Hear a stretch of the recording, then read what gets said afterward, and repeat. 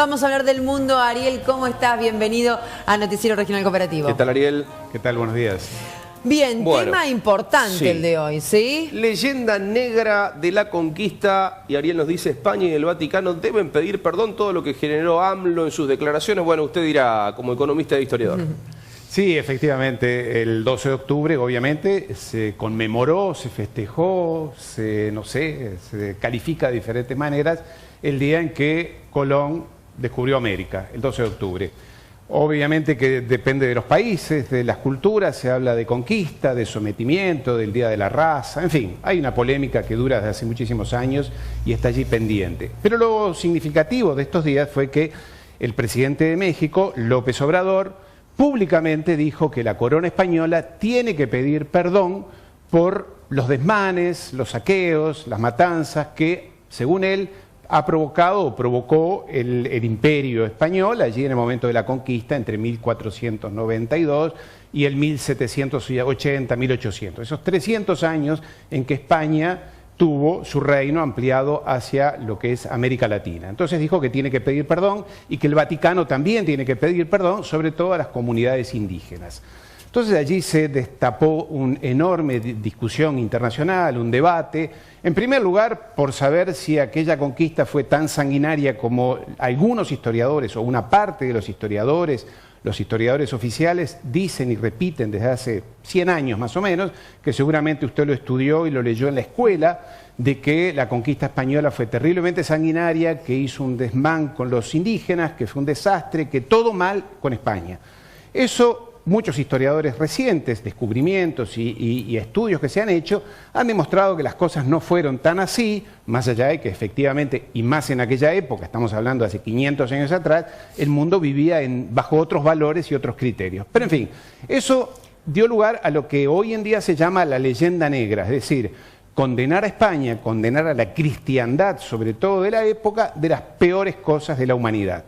Entonces aquí empieza el debate si efectivamente, porque hay otros que dicen que los indios en aquel momento, tanto los aztecas de México como los incas de las grandes culturas, los incas de Perú, en realidad eran reinos extremadamente salvajes, horribles, que sometían a sus propios pueblos y a otras tribus o pueblos de sus alrededores.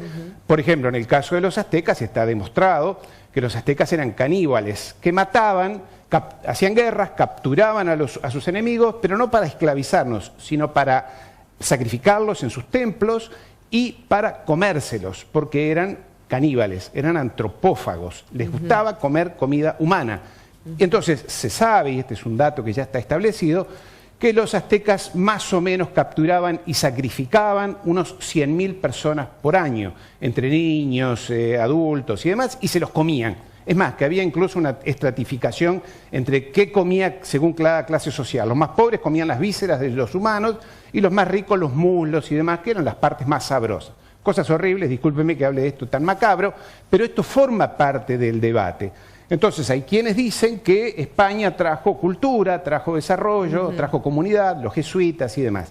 En realidad lo que hay detrás de todo esto, y aquí hay que citar a un gran intelectual y escritor y filósofo argentino, Scalabrini Ortiz, quien dijo que detrás de la historia latinoamericana lo que hay es la historia siniestra, escrita y relatada por los ingleses, por los británicos, el imperio inglés, que cuando quiso conquistar Latinoamérica o América hispánica en aquel momento, allá por 1806, las invasiones inglesas y demás, y que fracasaron porque el pueblo no los quería, la élite de Buenos Aires, de Cusco, de Caracas, sí los quería los ingleses, las élites comerciantes, pero el pueblo no los quería, por eso fracasaron las invasiones inglesas. Pero como fracasó el ataque inglés militar, empezó una historia siniestra que se relata desde esa época, en la cual fue una guerra psicológica, como saben hacer perfectamente los británicos y los anglosajones, aún hoy en día, guerra de falsas noticias, fake news, como usted quiera, donde se escribió una historia sobre América Latina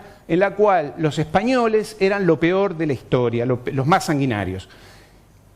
Tema debatible, lo que claro, no se dice como contrapartida, que en el mismo momento los ingleses, los británicos, estaban desarrollando su imperio muy poderoso en la India, en Australia, en la guerra del opio contra China y demás, Y se calcula, mire usted qué número, se calcula que más o menos entre 1750 y 1900, en esos 150 años, el Imperio Británico provocó en sus colonias algo así como 120 millones de muertos. Está establecido, se estima que puede haber sido más.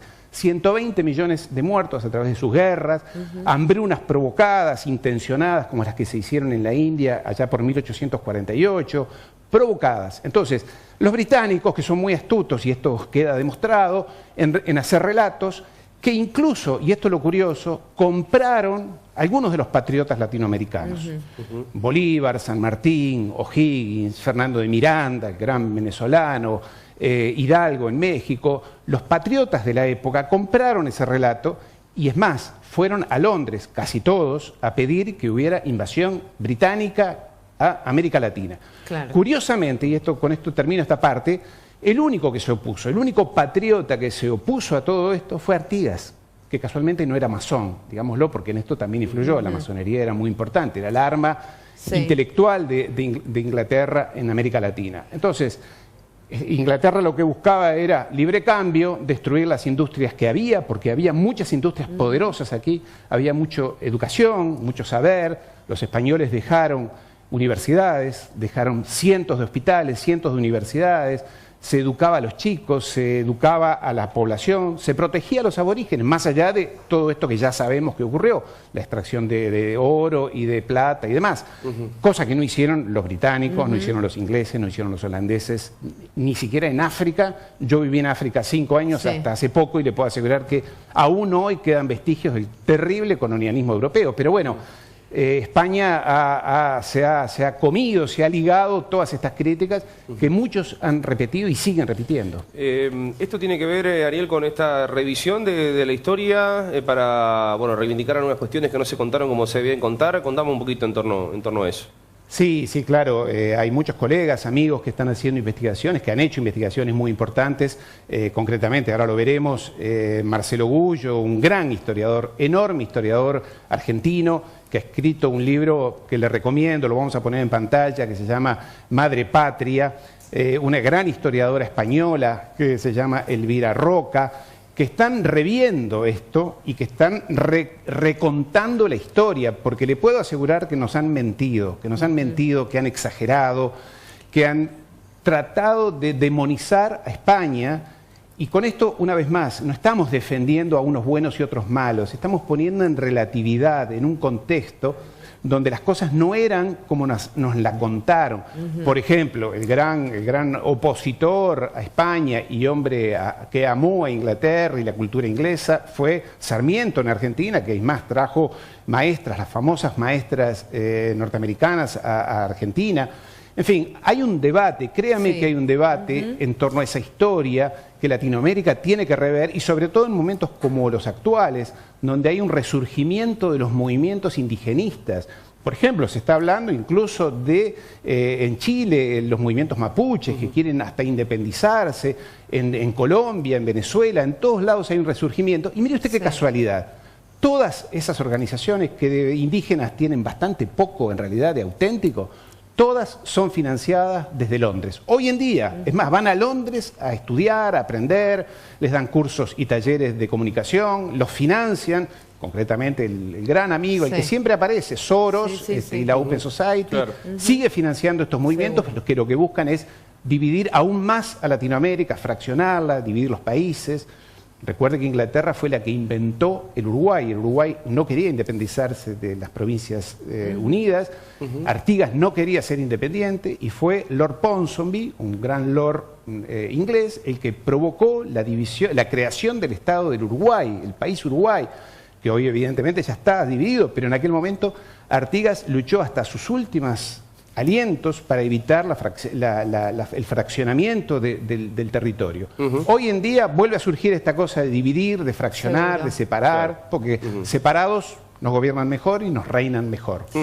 La verdad que un tema más que interesante, Ariel, como siempre, seguro seguiremos hablando. Muchísimas gracias por estar aquí, muchísimas gracias por traernos las noticias del mundo a Noticiero Regional Cooperativo. Siempre un placer, muchas gracias. Gracias, Ariel.